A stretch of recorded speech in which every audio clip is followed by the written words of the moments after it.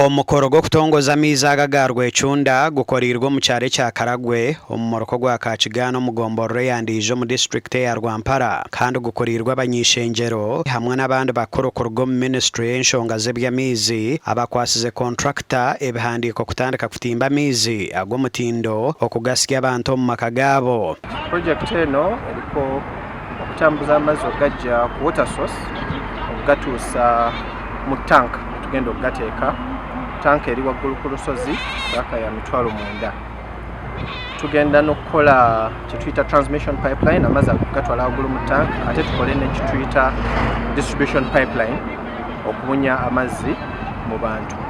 Agaterino gakoze nangwa ate kigufata katogota nangwa agaterino gakoze ngari nyama ate bigufata bagahota yakora ki yes eto ntatwa na Rwampara ito controlling a project says ntuzukuratora nangwa nzazitorobi bene no jani nyanyenga he muri Uganda yona renenda billionaires ibonezi omwanya ogwo guruhenshero y'amizi aho garatimbwe guhirwe yo mwahabatura kandi abebembezi bamusimira habwe kikorwa cyakozere ekiro kureta hentunguka.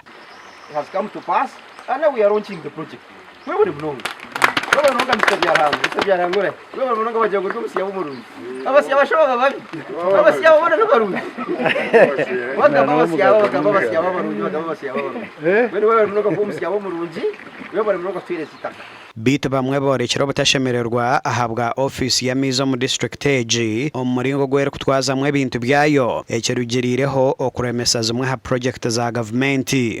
Bagenda bareta reports Rwampara ngukire 80% covered.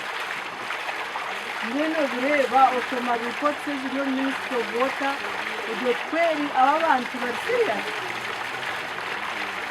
Ministry of Water we are not happy. Baba office y'ebyamizi kubabuzi bw'ahanshongeji okono kwebetonganereho. Government teri kugura amataka konka neherezayo sente zo kwija kore biri gukorwa then abari ku beneficiaries aba communities bija bahayo amataka gari kwija koba so abataka nibo bataka twire mataka abaturage nibo bataka twire amataka go kombekaho structures konkati kugira ngo district ningashi ministry niko turemasa project says babatura borekero kwesima aha government bakorire ngo habwo kuba babire batambura ingendo ningwa okuza kutunga amizi bitu nago ngabire gatar marunji abantu shangara yinera rugahera tera nkahi umurgu ogiza kuteka tukuza kuteka utakabwine neza kandi kuza kuruga uratwara nkesha yona eshahi biramwana atakagizeki atakakureti cyabuzima twine bagahihimaga tapsi kongana gasubire gabarabura mu birayikumanga wikiyona tuza kurundaga omurimo go gukora amizi aganugwija kwezo mwaka gona garo gukorwa company ya Banor Engineering Services Limited eraga janja zombyari 10 bya Kachigani kandi omurimo ngwija kwezaho billioni 2 nde Edwin Ram ahabwa TV West agacenchire.